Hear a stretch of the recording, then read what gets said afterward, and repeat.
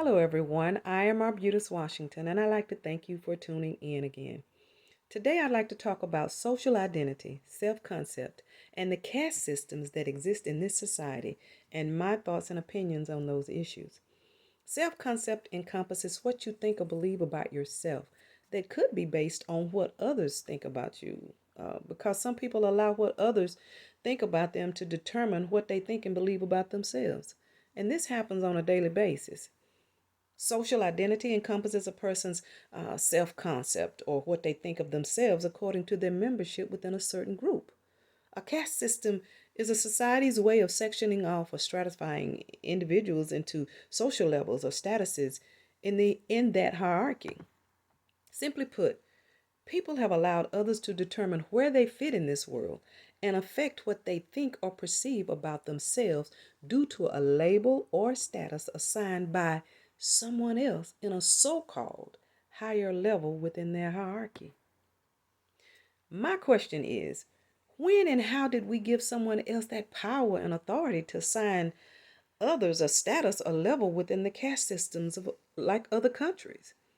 Racial biases and stereotypes have power because we give those biases and stereotypes power and control over us. That is not just for PIIs, but society as a whole.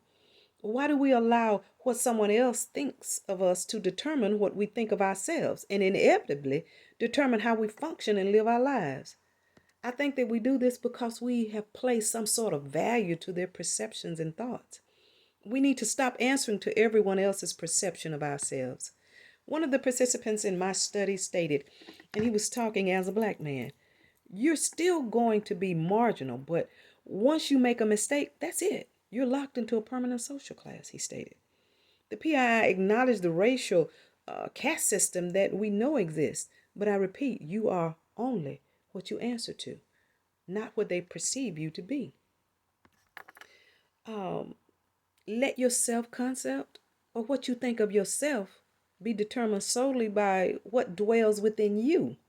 Block out society's perceptions that serve to implant negativity and self defeat. And those are my thoughts. Another PII in my study stated, who you become in prison is how you get your self respect back. So if you are the guy that washes someone else's tennis shoes or irons someone else's uniform, nobody can take that from you, along with gaining your identity from some in groups. Out here, you're nobody. You're just another person on the streets. To me, what I'd like to say on that is that you are who you say you are. And you can be whatever you desire to be because the roadblocks before you are simple there. They're simply there to redirect you to a different place and to a better place, stating you are marginal in a permanent underclass and nobody. But to whom? You to yourself? Or is that what you think someone else thinks about you? So I ask you, why are you giving their perception of you that much power or shot call over your life? You are who you say you are. You, not anybody else. Another participant stated, nobody has any concern for the least of these except by mouth. For the most part, when you are at the bottom rank of the ladder of society, you are forgotten about. PIs don't know how to adapt and they're losing their minds, he stated. And nobody cares because as long as you got a job, you could care less if I've got a job. These were his statements. Another participant stated, out here, what they call the free world, you don't have to conform, but the options are still the same.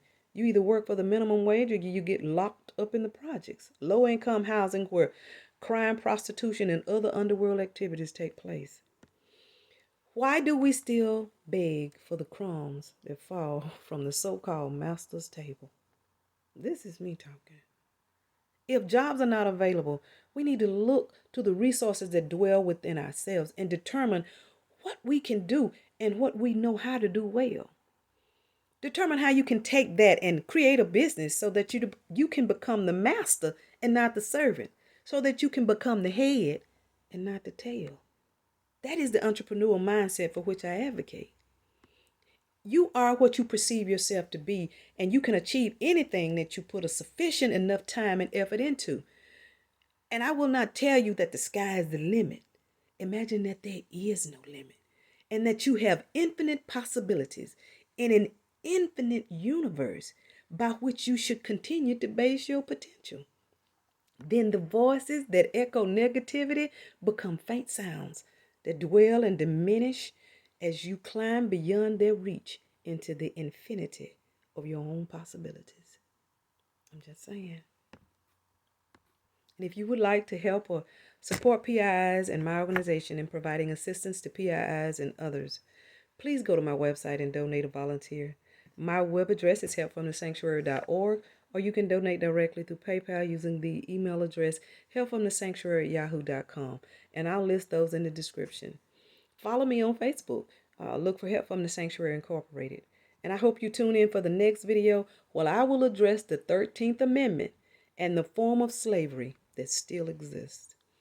Don't forget to like, comment, share, and please hit that subscribe button to help keep these videos coming and create awareness of the issues and help create some uplift and some encouragement for everyone. Thank you, and until next time, never forget to show concern, and please help one another.